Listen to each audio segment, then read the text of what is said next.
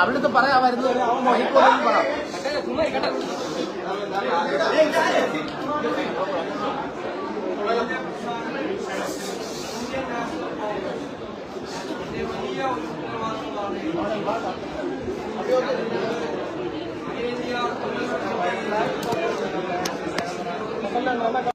ഉൾപ്പെടെ എല്ലാവരോടും നന്ദി പറയുക. എന്നെ ഇതിന് പ്രാപ്തമാക്കിയത് ഈ തെരഞ്ഞെടുപ്പിൽ കഠിനാധ്വാനം ചെയ്ത ലക്ഷക്കണക്കിന് UDF പ്രവർത്തകരും ടീം UDF ആയി നിന്ന ഞങ്ങളുടെ UDF നേതാക്കന്മാരുമാണ്. തീർച്ചയായും ഞാനിവിടെ എത്തിയതിന് അവരോട് എനിക്ക് ഒരുപാട് കടപ്പാടുണ്ട്. ഞങ്ങളെ വലിയ ഉത്തരവാദിത്തമാണ് ഏൽപ്പിച്ചത്. 10 വർഷം നീണ്ടുനിന്ന ഒരു ഭരണം അവസാനിപ്പിച്ച്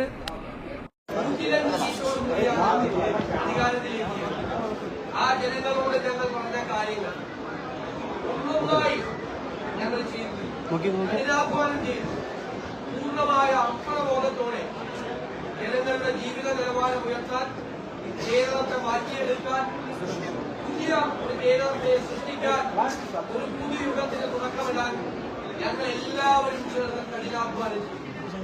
രാഷ്ട്രീയ പ്രവർത്തനവും പൊതുപ്രവർത്തനവും ജനങ്ങൾക്ക് വേണ്ടി നടത്തുന്ന കഠിനാധ്വാനവും അവർക്ക് വേണ്ടി അർപ്പണബോധത്തോടു കൂടി ചെയ്യുന്ന പ്രവർത്തികളാണ് എന്ന് ഞങ്ങളതിന്റെ നിർവചനം മാറ്റിയത്.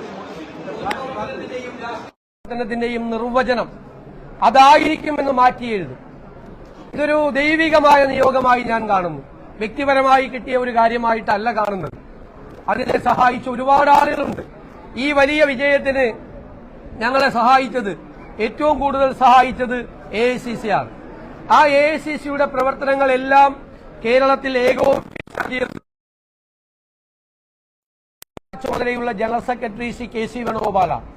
ഓരോ ദിവസവും ഓരോ കാര്യവും ഞങ്ങളോട് ചോദിച്ച് എല്ലാ കാര്യങ്ങൾക്കും അദ്ദേഹത്തിന്റെ പിന്തുണ നൽകിയിട്ടുണ്ട്. അതുപോലെ ഇതിന്റെ ക്യാമ്പയിൻ കമ്മിറ്റി ചെയർമാനായിരുന്ന നമ്മുടെ മുൻ പ്രതിപക്ഷ നേതാവ് കൂടിയായിരുന്ന KPCC പ്രസിഡന്റായിരുന്ന ശ്രീ രമേശ് ചെന്നിത്തല എന്റെയും പങ്കുണ്ട്. എന്റെ നേതാവ് കൂടിയാണ് ശ്രീ രമേശ് ചെന്നിത്തല. എന്റെ പ്രിയങ്കരനായ അവരെല്ലാവരെയും പൂർണ്ണമായ വിശ്വാസത്തിൽ അതുപോലെ ഇവിടുത്തെ ചുമതല ചുമതലയുണ്ടായിരുന്ന എല്ലാവരോടും അവരുടെ ഗ്രാമീണ പ്രവർത്തനങ്ങൾക്ക് നേതൃത്വമുണ്ട്. എല്ലാവരോടുമുള്ള നന്ദി ഞാൻ പ്രത്യേകമായി പറയുകയാണ്. ഇത് വലിയൊരു ഉത്തരവാദിത്തമാണ്.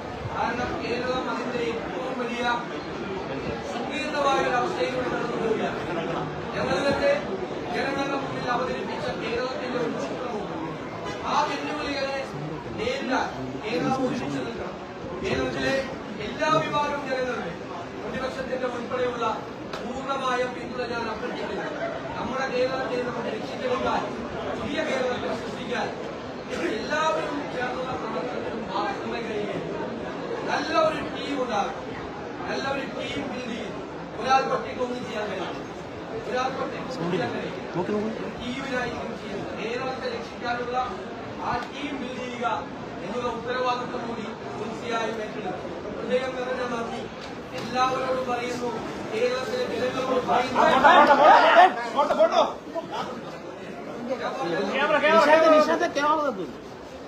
ഈ പ്രഖ്യാപനം വൈകിയത് കുറച്ച് നാണക്കേടായില്ലേ കോൺഗ്രസ്?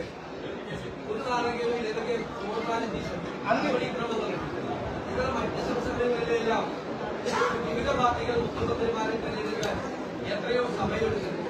അറിയാതെ അങ്ങനെ നേതൃത്വത്തിന്റെ മുമ്പിൽ ഒരുപാട് കാര്യങ്ങൾ അവരതിന്റെ എല്ലാ ഭാഗവും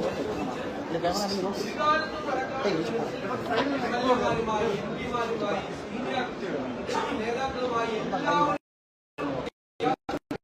ആശയവിനിമയത്തിന് ശേഷം കോൺഗ്രസ് പാർട്ടി സാധാരണ പാർട്ടിയല്ല, ഗാലക്സി ഉപയോഗിക്കുമ്പോൾ ഒരുപാട് നേതാക്കളുടെ അടുത്തുള്ള മികച്ചവരായ നിരവധി നേതാക്കൾ എംഎൽഎമാരെ ഇതുള്ള നേതാക്കന്മാരുടെ ഒരു പാർട്ടിയാണ്. അതിൽ നിന്ന് ഒരാളെ തിരഞ്ഞെടുക്കുക എന്ന് പറയുന്നത് വളരെ പ്രധാനപ്പെട്ട ഒരു ജോലിയാണ്. ജനകീയമായ ഒരു പിന്തുണയോടുകൂടി കേരളത്തെ അധികാരത്തിൽ വരുന്ന ഒരു രണ്ടാമത്തെ മുഖ്യമന്ത്രിയാണ് BJP. അങ്ങനെ ജനകീയമായ ഒരു പിന്തുണയോടുകൂടി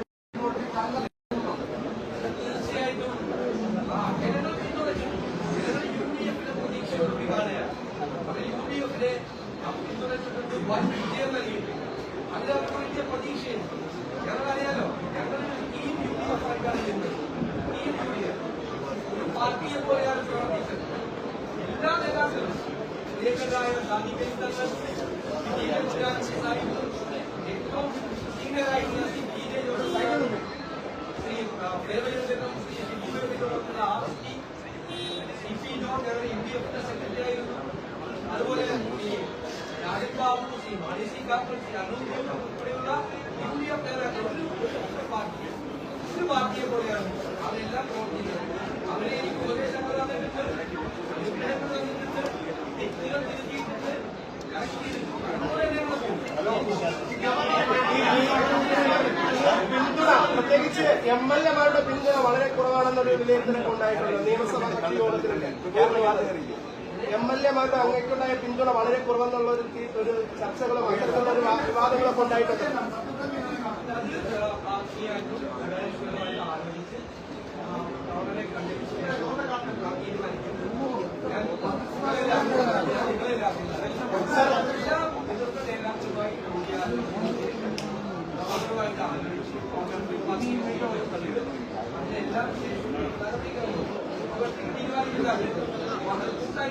സാർ MLA-മാരുടെ പിന്തുണ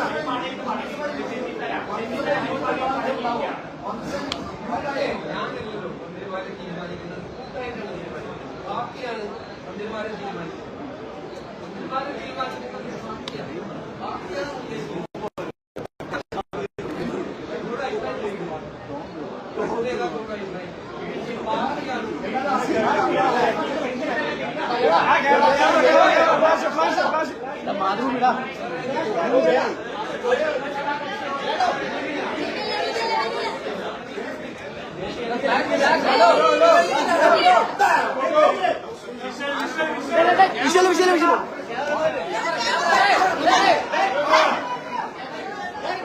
വിഷയം